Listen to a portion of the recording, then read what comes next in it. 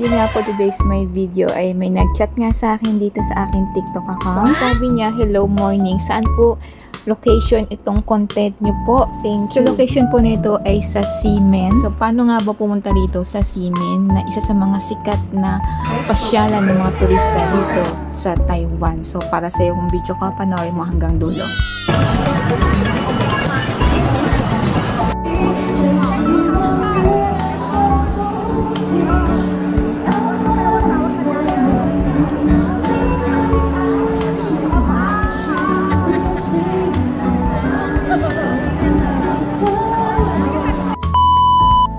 Guys, welcome to my mini vlog. So, paano nga ba pumunta dito sa Ximen? So, guys, kung magagaling kayo sa Taipei Main, yung sasakyan nyo po ay Blue Line, papuntang sa Dingpu. Tapos, bababa po kayo sa Ximen Station. Yung Ximen, guys, ay kasunod lang ng Taipei Main. Kaya, madali lang naman, guys. Yung pagbaba nyo, guys, sa Ximen Station ay exit 6 lang kayo, guys. So, ito na yung bubungad sa inyo paglabas nyo.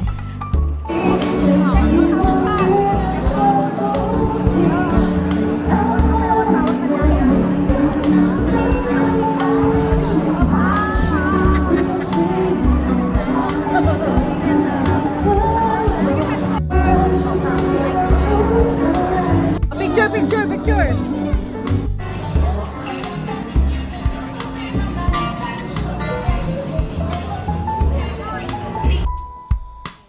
Kaya naman dinadayo ito ng mga turista itong Ximen dahil napakaganda nga at marami kayong may experience. Lalo itong number 1 ng milk tea dito sa Taiwan, itong Xingfu. Kaya nga guys ay nakapila na rin ako dito kahit sobrang tirik ng araw ay nagtiyaga akong pumila para lang matikman itong number 1 Xingfu dito sa Taiwan.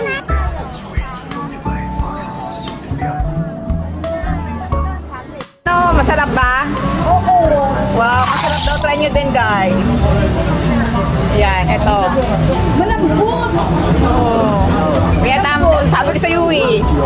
Pero in fairness guys, masarap talaga siya. Yung milk tea nila ay hindi matamis. Lasang milky talaga siya. And then yung boba nila, sobrang lambot. Siyempre guys, hindi lang milk tea ang meron dito. At marami din klaseng mga pagkain na makikita nyo dito sa Ximen. Lalo yung mga street food, lalo yung mga souvenir ay marami kayong mabibili dito. Yun lang. Thank you for watching and see you in my next video. Bye guys!